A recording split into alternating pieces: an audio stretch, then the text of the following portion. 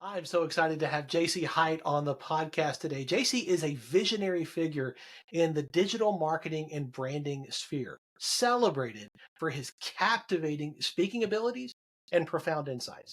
As the founder of Hite International, JC channels his passion for business and people into building a significant presence in the industry. Having earned the prestigious Inc. 5000 ranking twice, JC is dedicated to scaling businesses and fostering a supportive community. Through influential events like the Commitment Summit and Committed Mastermind, he and his wife Karen create platforms where entrepreneurs come together to elevate their skills and their aspirations. A devoted family man, JC finds profound joy in cherishing moments with his loved ones, whether he's captivating audiences on stage or embracing the warmth of family life. JC is a true force, molding the future of business with his eloquence, his transformative ideas, and his authentic love for those closest to him. JC, man, I'm so glad you're here. Thanks for being on the show. What's going on, man? I appreciate it. I'm excited to be here. Hopefully, we can add some really solid value to the audience. I have no doubt. Welcome to Catalytic Leadership, the podcast designed to help leaders intentionally grow and thrive. Here is your host, author, and leadership and executive coach, Dr. William Attaway. I'd love to start by hearing a little bit of your story, for you to share with our listeners how you got started, your journey, your development as a leader. Yeah.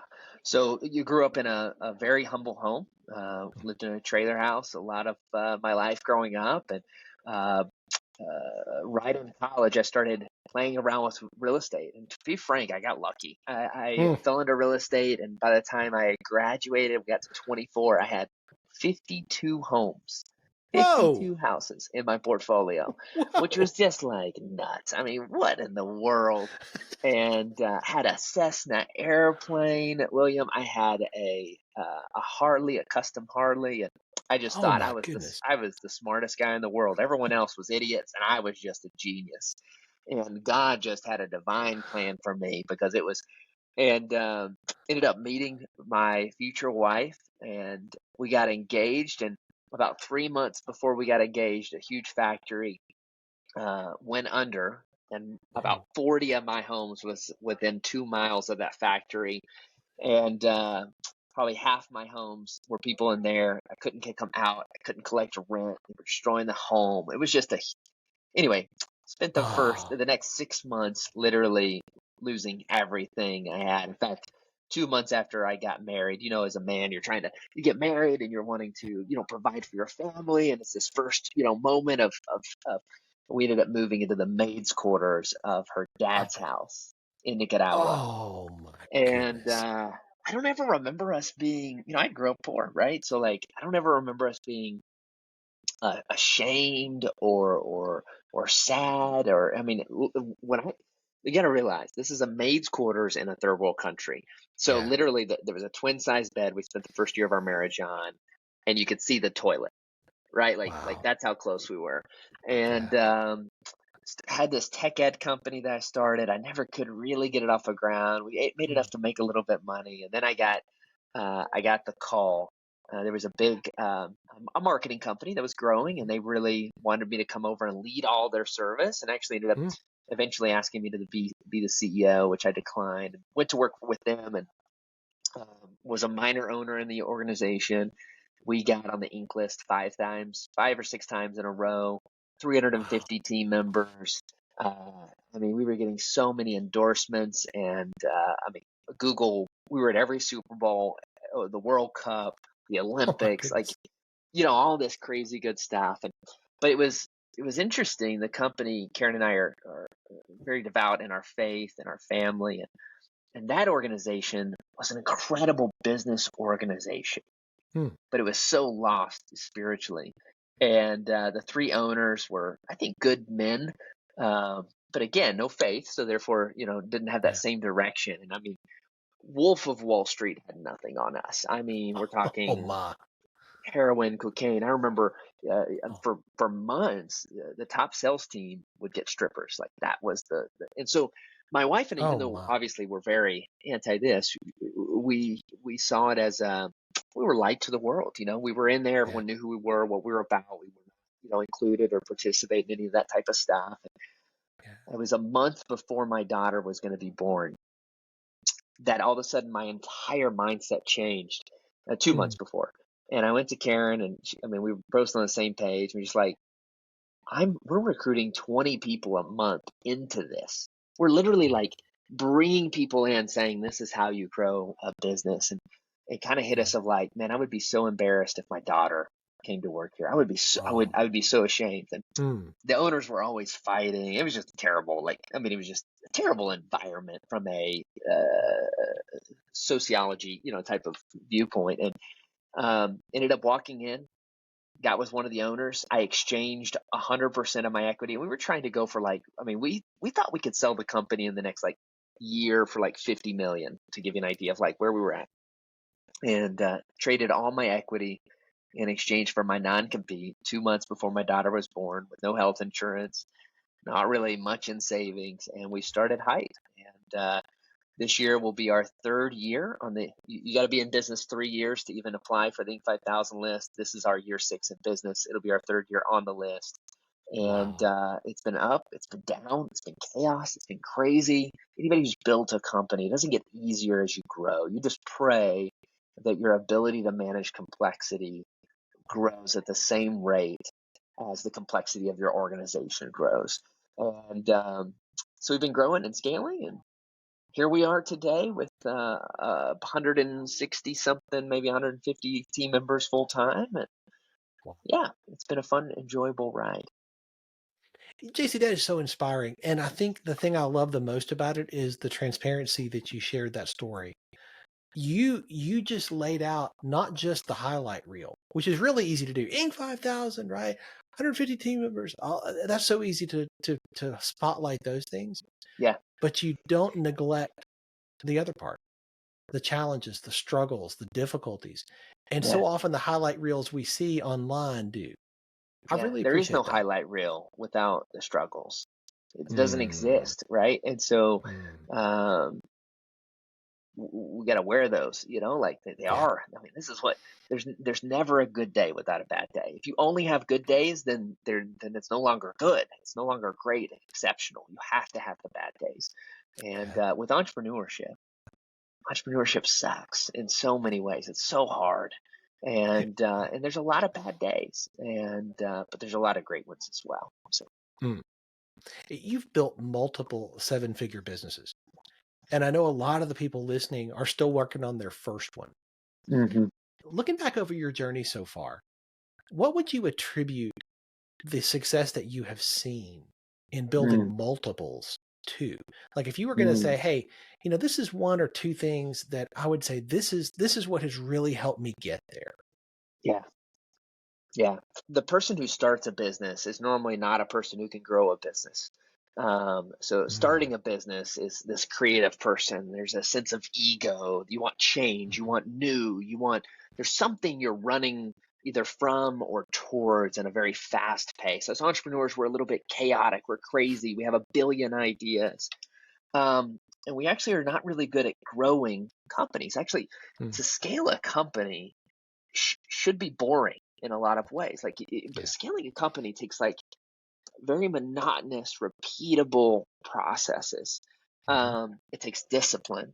It takes consistent, all these things that, again, normally entrepreneurs. And so one of the things that I think we've been very blessed at, and I won't say that it was through intention, some of it was by accident, but we really go after these technicians, these operators, right? We can't have a bunch of JCs in the room. We will fail so miserably. It's not even funny. Nothing will ever get done. It'll just be idea over idea over idea. And so I've really become fanatic when it comes to hiring A+ technicians and A+ operators. And in every one of my companies, we have an A+ operator at the top. Someone that's dude, let's stop thinking, let's stop dreaming, and let's just execute over and over. And if you look at these, so many people I think are interested in innovation, and I like the idea of innovation. But if you look at the biggest companies in the world, they innovate less than what you think. If you look at an iPhone, fundamentally, this has not changed in 10 years. Yes, it's Mhm. a better camera. Yes, it's a little bit faster. Yes, it's got a little bit more capacity to hold pictures. Yes, it's better in every way. But like fundamentally, it hasn't changed. Yeah, that's In fact, true. they don't even have 20, 30 products. Like if you look at an F-150, a Yeah. Ford truck, like yes, it's better. It's a little quicker, a little bit better gas mileage. Maybe there's an electric every once in a while, but like fundamentally, it doesn't change, right? And so, um, this has been huge for us in growing our organization, is that we really try to create great process, great operations, and let people like me get out of the way because we Mm, just screw it up, right? mm. That's so valuable because I see so many visionaries who are starting companies, and as they begin to grow, they think they can continue to do it all because they had to do it all at the beginning. So they think they Mm-hmm. can continue to do it all. I just Mm-hmm. earlier this week spoke to a group of operators from John Lee's group, Spyglass Ops, and talking with them about the importance of what they do and the Mm-hmm. value that they bring and how they could not possibly be more critical in an organization when it comes to Right. growth and scaling. And I That's love right. what you're saying there. It's just so important. And the Mm-hmm. visionaries need to hear and understand and adopt this. Yeah. A lot of times we try to like fight that personalities trait. And sometimes you have to fight it. Sometimes you can't afford to hire an operator or go find someone, right? You have to fight it. Yeah. But the moment you don't have to fight it, and you can just really be that Yes. visionary, that's when things really start to flow in a whole new way. Yeah. Yeah.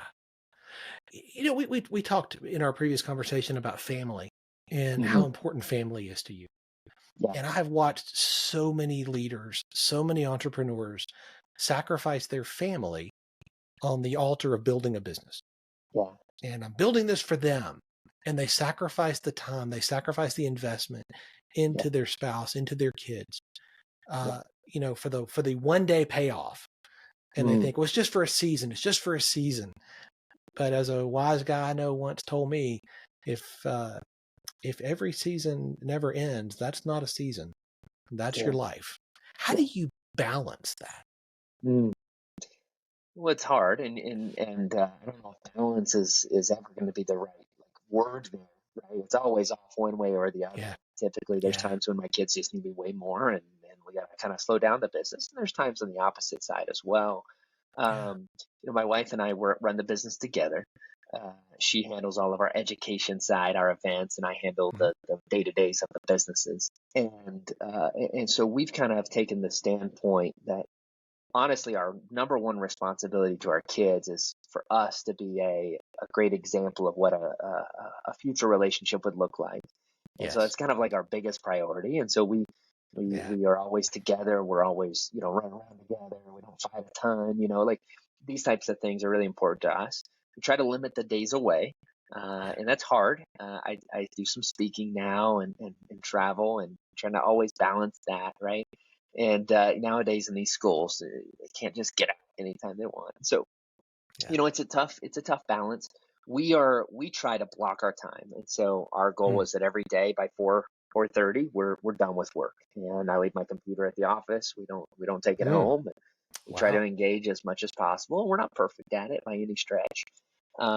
We also my family's Latino, so Mhm. abuelita, grandma, Yeah, my wife's mother lives with us, right? And I think that's really nice. cool as well to like make sure the kids always have family around, right? Yes, And the impact of generations on children is something that we used to have a lot, and it's something that yeah, Latin cultures and cultures around the world have, but here in the U.S. we don't have it near as much, and there's such a yeah. value in having that generational influence on children. Mm, I think.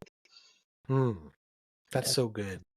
I love how you talk about that. I love how the intentionality with which you approach this. Yeah. It's not just going to happen. You're not just going to No. wake up one day and, oh, wow, that turned out exactly like I hoped it would. I didn't intend that, but there it Yeah. is. The intentionality you approach that with is really powerful. In fact, it's the opposite. I think if you're not intentional about it, you'll actually flow the other direction, especially Yeah. as you have Yes. success. Because success just enables your ability to fill holes, where you're, Mm, the more I have success, I'm not good at finance. Let me hire a CFO. If yeah. I have success, I don't want to mow my lawn. Let me go hire a lawn guy. If you have success, all of these things that you don't want to do or are not good at, you fill holes. And the Yeah. same thing is with our kids. Mm. If I don't feel I'm not present, well, let me just hire a nanny or an au pair, or let me just put them in a bunch of sports so that they're distracted, or let me just, and it's really easy to fill those holes just like what we Mm. do in our business, right? So you got to be very, Mm. very intentional and cautious as you grow and as you scale. Mm. That's good. As you juggle so many things, and you juggle quite a few things from Mm, speaking to running your businesses to the events that you put on to your family to your faith. I mean, you're juggling a lot.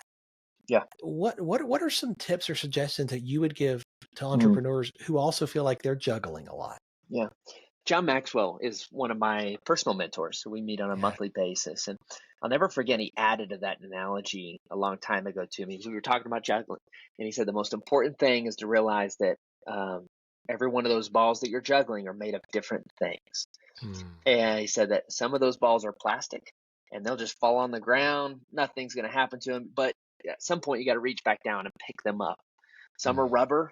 They'll fall and they'll bounce up, and you don't have to do anything. They'll just kind of keep going in rotation. But some of them are made of glass, and if you drop those, it's over, right? And so just really understanding in our world what's Mm. made of glass and what's not. And I've had Mm. companies I even have a company now that's really, really struggling. I Mm. mean, I don't know if it'll make it, to be frank. Mm. But it's not one of my glasses. It's just not. Yeah. If it falls apart, if it breaks, yes, I'll have to reposition a couple people, and that would suck. But like at the end of the day, it's not glass, and that's Mm. okay. And so I, again, I'm an entrepreneur, right? And so I have a tendency, or historically, I'm a little bit lazy, right? Like it's okay for me to like put off a task, and I'm not OCD at Yeah. all. So for me, it's okay to like be disassociated with certain organizations that I have.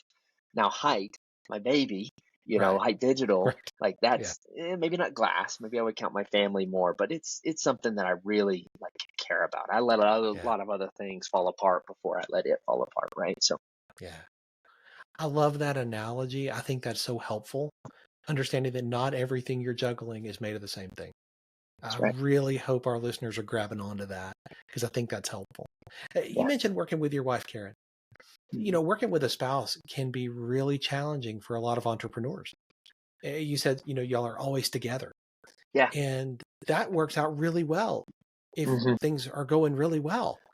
But if things are not going really well, that can Yeah. be a little bit of a challenge. Yeah. How do you do that? What is there a suggestion or an idea that has helped you navigate that? I think Karen and I both love what we do, Mhm. first off. Second off, neither one of us are really big into like making a ton of money. Okay. So if Mm, profits are down, honestly, it doesn't even like, we don't want to lose money, but like we yeah, don't get stressed out because we're not making enough money. It's just not we're just not built that way, which is terrible yeah, if you're investing in one of my companies. And so we like what we do. So this changes the yeah, dynamic. I see some people saying things like, some people that work together, like, oh man, but like when we go home, all we talk about is business. And like, yeah, we're almost okay with that because this is kind of what like God put us, we believe like God has for us right now. It's our yeah, hobby, it's our fun, it's what we do for work, it's how we get paid, it's what's going to pay for my kids' college. It's like, so we're okay with that. yeah, Um, and so if it was a job, if like my wife was forced to do it because she yeah, had to, because we had to make enough money, that changes right, that conversation. It changes that dynamic. Now it's like, this isn't my passion. I'd rather be with the kids all day, or I'd rather be in some other business. So now yeah, that willingness and ability to talk things, because we are, I mean, it's just, again, it's what we do. So mm, like, it's not uncommon for my wife to lean over before we go to sleep and go, hey, but by the way, have you talked to Brad about da da da da da? And I'm like, and I'm just sometimes like, babe, I am watching Netflix. Let's talk about this tomorrow. And sometimes I'm not, but it can't bother you, right? The mm, second thing I would say is separating yourselves. And so I mm, don't report to Karen. Karen doesn't report to me. She runs mm, our education division. So she teaches our inner circle, our accelerator, and she runs our events, right? mm, I'm not in charge of that. I'm not a team member on that team. I don't do anything with that team. I don't manage the P&L. And then I run, Hite, and we're local, our swag company.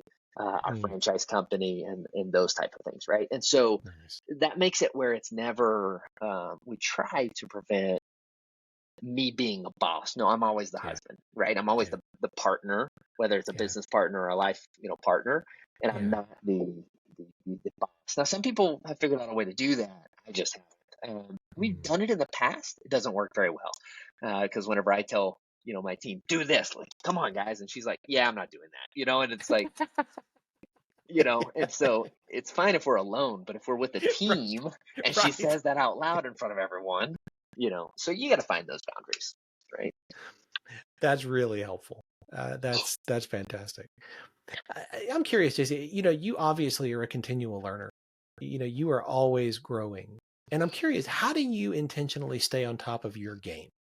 How do you level up with the leadership skills you are going to need a year, 3 years, 5 years from now, and that your team's going to need you to have? Well, our events are one way to do this. Like if you go to one of our events, it's interesting. I've been to a lot of events and I haven't seen anyone do what we do. Karen and I are in the audience. Like we're like every speaker I'm bringing, like it's because I want to learn from them, right? Yes. And I see a lot of speakers that are behind the stage or whatever the case. Like I'm literally sitting there taking notes beside everyone else, right?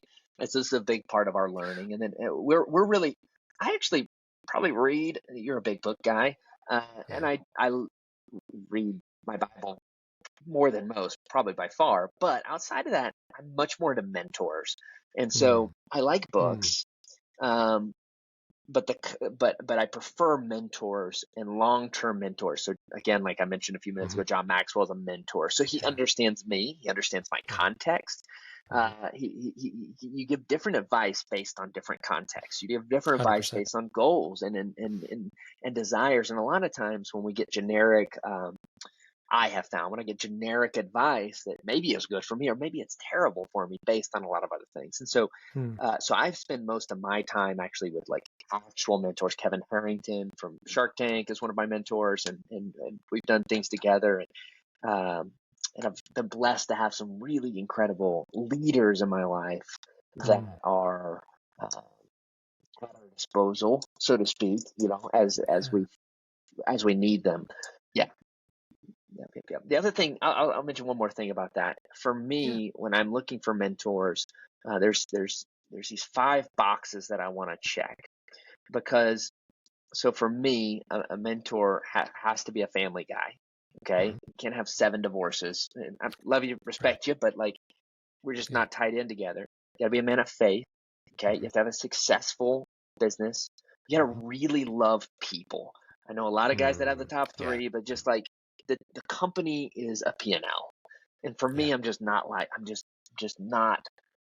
that at in any way, shape, form, or fashion, right? And you have to be a positive individual. So these 5 things.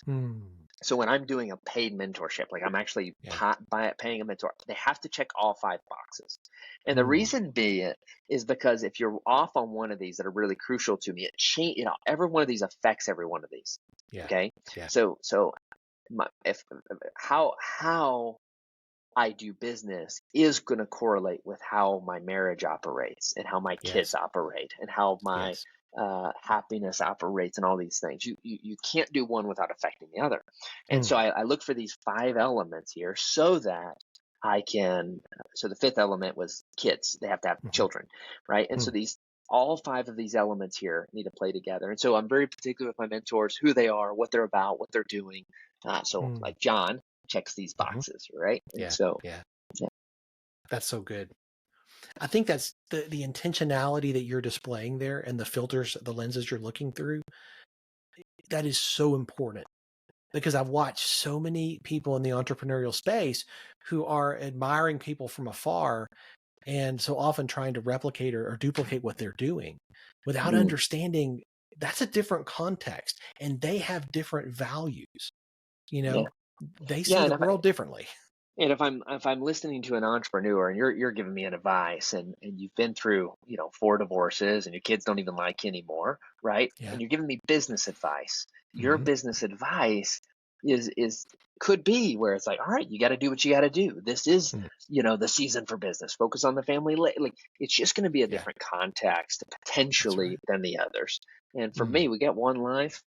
I'm already halfway through this sucker. I kind of want to, invest in trying to be a little bit intentional about how I make decisions and push forward and so on and so forth, right? It's so good. As a continual learner, and I know you said you prefer mentors, but is there a book that has made a big difference in your journey? Something that you would recommend that the leaders who are listening put on their to-read list? E-Myth is a really great read if you're an entrepreneur and you want to grow and scale. If you're a new entrepreneur, I actually like Dave Ramsey's Entree Leadership as like That's a a great book. holistic, good book to read. E-Myth, if you're wanting to grow and scale. Gerber's a good friend. He was on my last podcast, and probably those two, if you're wanting to grow, are really good reads. Two fantastic reads for sure. I'm curious. You mentioned that you're kind of at the halfway point, and typically when we hit that point, we start to think about legacy. Have you given thought to what you want your legacy to be? Oh, that's funny. I am not. At this moment in my life, I could be wrong. I could be the idiot. I'm just not I'm not really big into legacy. I don't really, I'm not, I don't necessarily, even though Hite is called Hite, it's my last name. I don't really care about having my name on the building. I don't really care too much about leaving my kids a bunch of money. I don't really care too much, I'm much more into how do we spread the gospel? How do we influence people? How do we help our team members so that they can change their families, future? I hear a lot of stuff on legacy, and a lot of people are into it and building generational wealth. And I think these are great, really cool things if that can be very positive. I don't know. It's just not something I'm a big, I hope my kids do really well, but that has nothing to do with money for me. And it has nothing to do with, their name on anything, I guess, so to speak.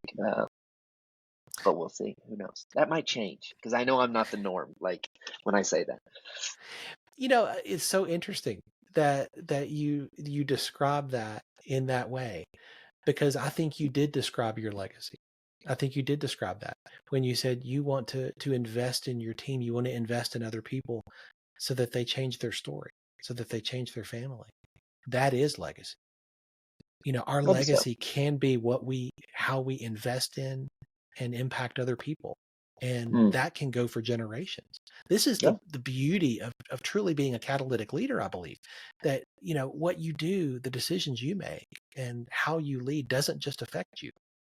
It affects those around you, your team, their families, your family, your kids, their kids, your clients. And the ripples go so far that you really never know exactly how far those ripples will touch.